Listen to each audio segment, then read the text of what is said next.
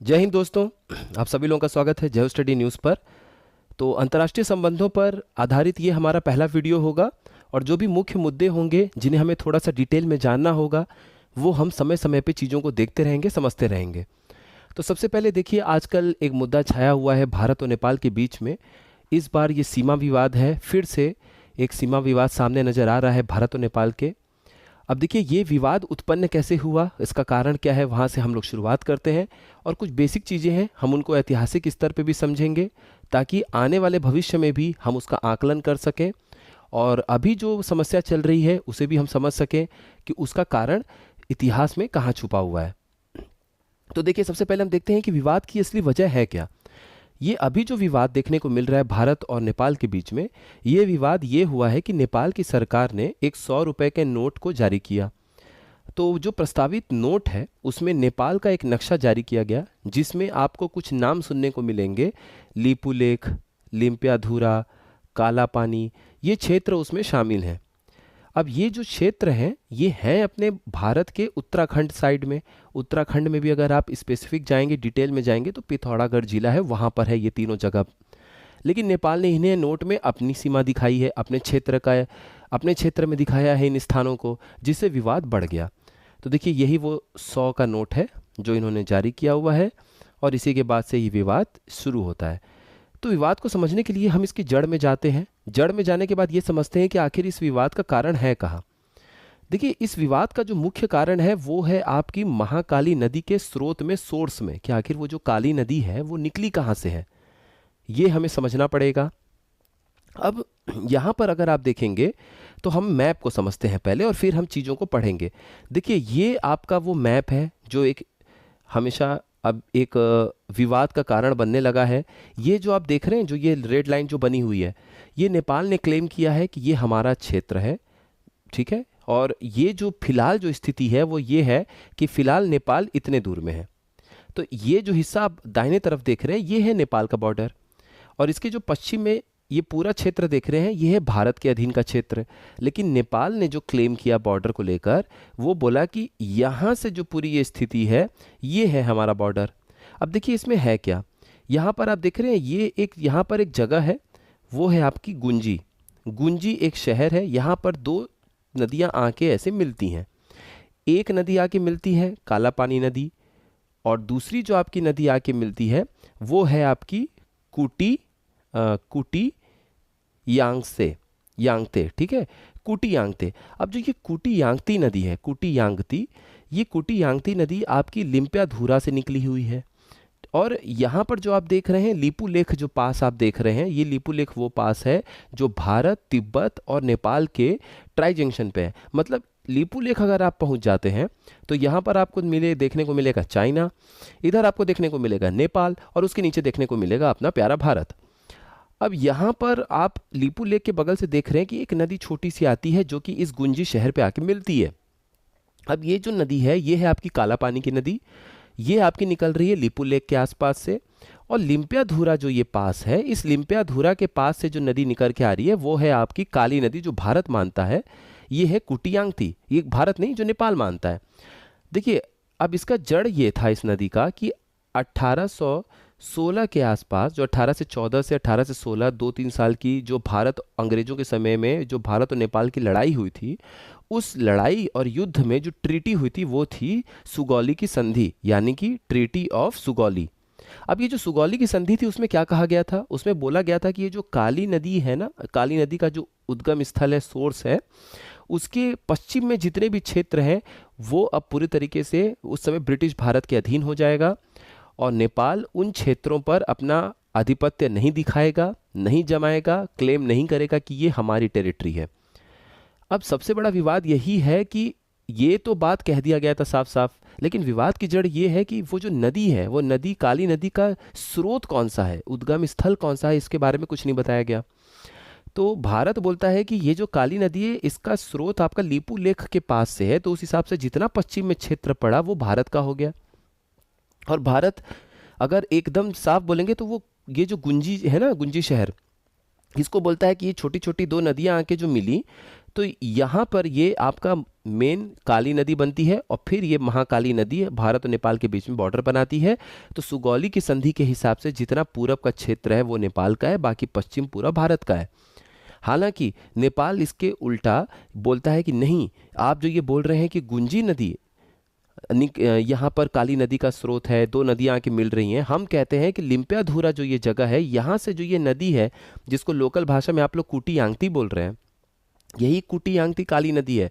तो उसके पश्चिम में भारत हो गया, ये नदी ऐसे बह गई, तो बोल रहे हैं कि पश्चिम में हमने अपना आधिपत्य छोड़ दिया, अपना क्लेम छोड़ दिया सुगौली की संधि के हिसाब से, जो 1816 में ब्रिटिश भारत और नेपाल के साथ हुआ था।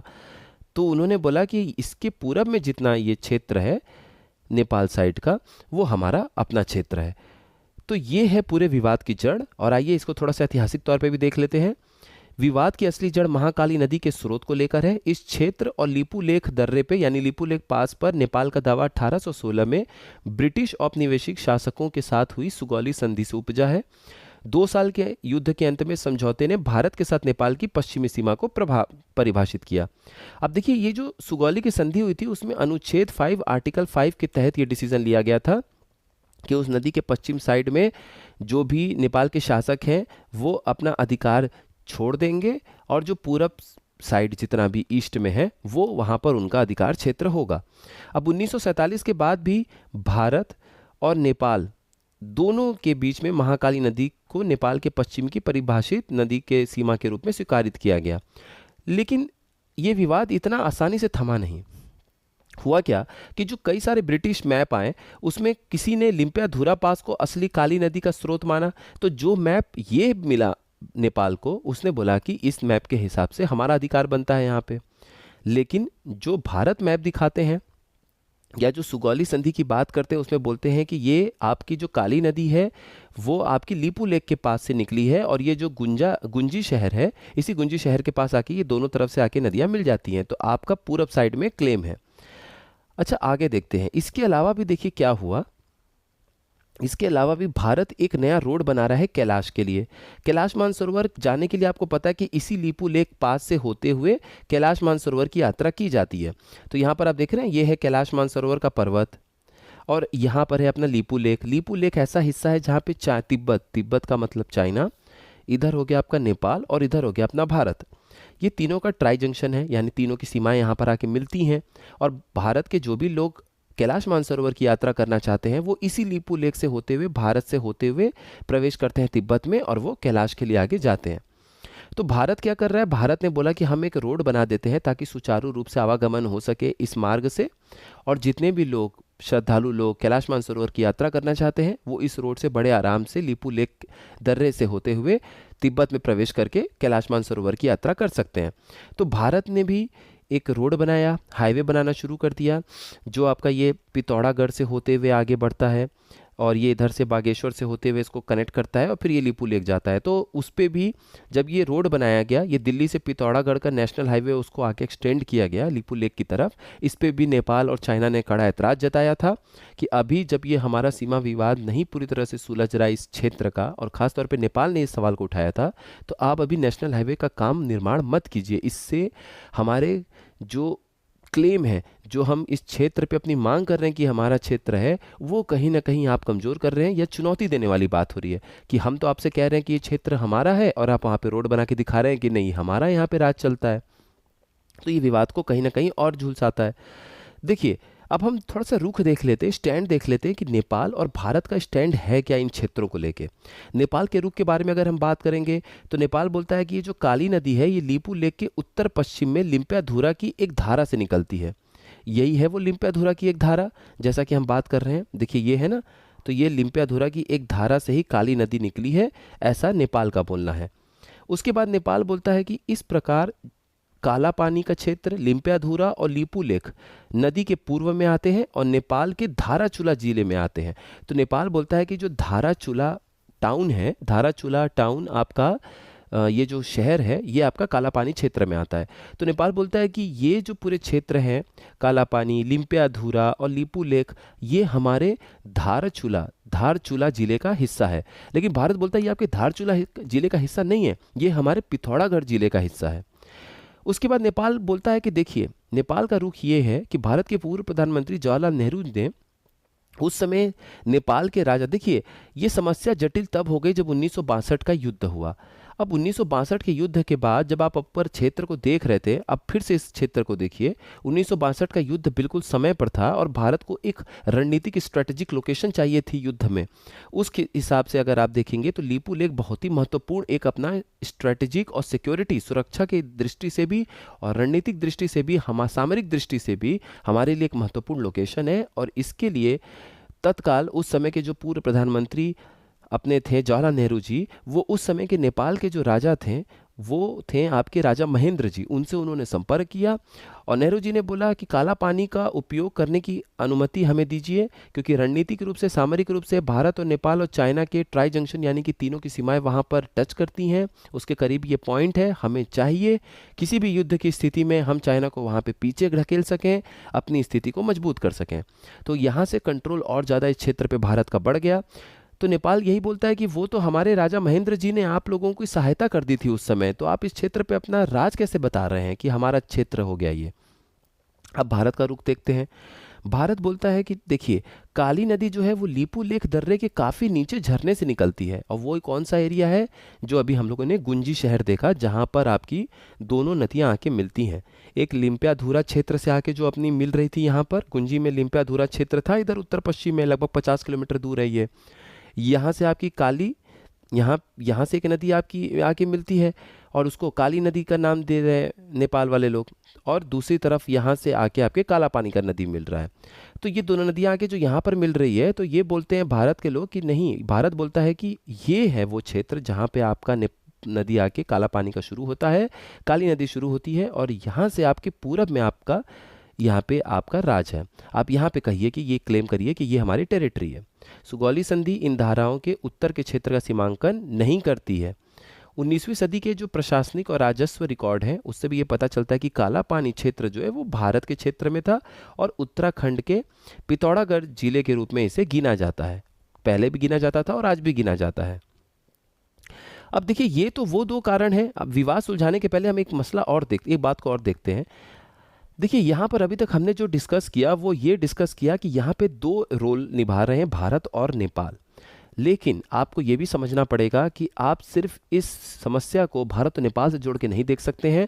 आप यहाँ पर देख रहे हैं एक देश है चाइना। चाइना का फैक्टर क्यों इंपॉर्टेंट हो सकता है यहाँ पर? देखिए अभी चुनाव का समय चल रहा है। चुनाव के समय चलने के समय चाइना भारत को कई सारे फ्रंट पे घेर रहा है, समुद्र के रास्ते से भी घेर रहा है, और यहाँ पे चाइना पाकिस्तान इकोनॉमिक कॉरिडोर बना चुका है, ग्वादर पोर्ट बना चुका है, बहुत सारे ऐसे पोर्ट हैं जो वो बनाते चले जा रहे हैं और वो चारों तरफ से भारत को घेर रहे हैं। उसी तरीके से एक फ्रंट होता है विदेश नीति का फ्रंट। वो ये दिखाना चाहते हैं कि नेपाल अगर अपनी सीमा विवाद को लेके समय समय पर सवाल उठाता रहेगा, आवाज़ उठाता रहेगा, तो बीच चुनाव में, अभी चुनाव का भी समय है, तो वो ये दिखाना चाहते हैं कि सरकार की विदेश नीति कहीं ना कहीं काफ़ी कमज़ोर है और भारत की जो विदेश नीति है, भारत की विदेश नीति इतनी कारगर साबित नहीं होती है। इससे दूसरे देशों के प्रति, जो भारत के प्रति दूसरे देशों का एक इमेज है, उसको कहीं ना कहीं खराब करने का काम होता है, भरोसा उठवाने का काम होता है। इसलिए ये खेल यहाँ इस फ्रंट पे लड़ा जा रहा है। दूसरी चीज़ आप देख सकते हैं कि नेपाल को कहीं ना कहीं ये उकसाने का काम भी चाइना कर रहा है, क्योंकि वहाँ पे कम्युनिस्ट पार्टी की गवर्नमेंट है और चाइना चाहेगा कि नेपाल में जो भारत का प्रेजेंस है वो कहीं ना कहीं कमज़ोर पड़ जाए। इससे इनडायरेक्ट फ़ायदा पाकिस्तान को भी हो सकता है, क्योंकि पाकिस्तान, अगर वहाँ पर भारत कमज़ोर पड़ेगा नेपाल में, तो इसका पाकिस्तान को कैसे इनडायरेक्ट फ़ायदा होगा? क्योंकि वहाँ पे आईएसआई की मौजूदगी या किसी और इंपॉर्टेंट एजेंसीज हैं उनकी मौजूदगी बेहतर हो सकती है। अगर भारत की स्थिति वहाँ पे कमज़ोर होगी तो उसका मतलब आगे आप लोग समझ ही सकते हैं कि वो अपने ऑपरेशंस को बड़े अच्छे से अंजाम दे सकते हैं। ये इनडायरेक्ट है, लेकिन डायरेक्ट चाइना का इंटरेस्ट इसमें सीधा सीधा है, चाइना का हित सीधा सीधा है। अब सवाल ये उठता है, तो भारत और नेपाल को कैसे इस मामले को सुलझाना चाहिए? देखिए डिप्लोमेटिक प्लेटफॉर्म्स होते हैं, डिप्लोमेटिक चैनल होते हैं। आप एक राजनयिक मंच पे आइए, बातचीत करिए, बातचीत से हल सुलझेगा। किसी भी तरीके से भारत को ऐसे स्टेटमेंट जारी नहीं करने चाहिए जिससे नेपाल या बाकी देश भी दिखा सके नेपाल को कि भारत में काफ़ी एरोगेंस है, घमंड है, एक बिग ब्रदर जो एटीट्यूड हम बोलते हैं, बिग ब्रदर वाली मानसिकता कि हम तुम्हें आदेश के रूप में बात समझा रहे हैं, निर्देश के रूप में बात समझा रहे हैं। चर्चा के रूप में बात नहीं चल, हम चर्चा नहीं कर रहे हैं, हम आदेश दे रहे हैं या निर्देश दे रहे हैं कि तुम इस चीज़ से दूर रहो, ऐसे मुद्दे मत उठाओ। तो भारत को भी अपना रुख इतना कड़ा नहीं दिखाना चाहिए, भारत को बातचीत के फ्रंट पे नेपाल को लाना चाहिए, और ये समझना पड़ेगा भारत को भी कि नेपाल में उसकी पोजीशन कमज़ोर होना बहुत ही नुकसानदायक है। क्योंकि देखिए, आप अपने दोस्तों को बदल सकते हैं, पड़ोसियों को नहीं। दूसरी चीज़, नेपाल को भी ये बात समझनी पड़ेगी कि उसे चाइना के हाथों गेम नहीं खेलना है, चाइना के हाथों एक टॉय खिलौना नहीं बनना है। भारत उसकी स्ट्रेटेजिक और बाकी हितों से भी काफ़ी ज़रूरी एक देश है, सिर्फ बेटी और रोटी का नाता नहीं है। चाहे नेपाल की डेवलपमेंट की बात हो, चाहे नेपाल की ऑटोनॉमी की बात हो, चाहे उसकी संप्रभुता की बात हो, चाहे इंटीग्रिटी की बात हो, चाहे एकता की बात हो, तो एकता, संप्रभुता, उसकी संप्रभुता के लिए बहुत ज़रूरी है कि सिर्फ चाइना उसके ऊपर हावी ना हो। उसको भारत और चाइना, दो बड़े देशों के बीच में एक बैलेंस बना के चलना पड़ेगा, ताकि कोई भी एक देश उसके ऊपर डोमिनेट ना कर पाए, कोई भी देश हावी ना हो पाए। तो ये नेपाल को भी सोचना पड़ेगा, और इस समय या कभी भी नेपाल को भी बचना चाहिए ऐसे स्टेटमेंट, ऐसे क्लेम करने से जो उसे पता है कि भारत उस पर कॉम्प्रोमाइज़ नहीं करेगा। क्योंकि कभी भी बातचीत होगी तो भारत अपना रुख साफ रखेगा कि जो लिपुलेख पास है वो उसके सामरिक, उसकी सुरक्षा की दृष्टि से बहुत ही इंपॉर्टेंट पॉइंट है।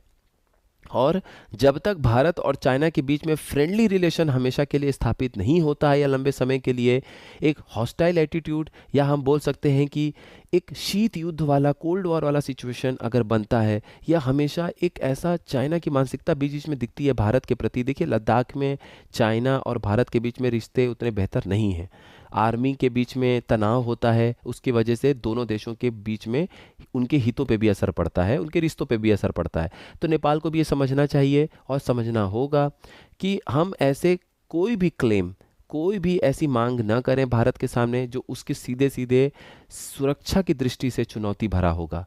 तो दोनों ही देशों को ये बात समझनी चाहिए, बातचीत के प्लेटफॉर्म पे आगे बढ़ना चाहिए। तो ये वीडियो हमारा आज का कंप्लीट होता है। कोई भी अपडेट इस तरह की और आएगी तो उसको हम लोग डिटेल में देखते रहेंगे।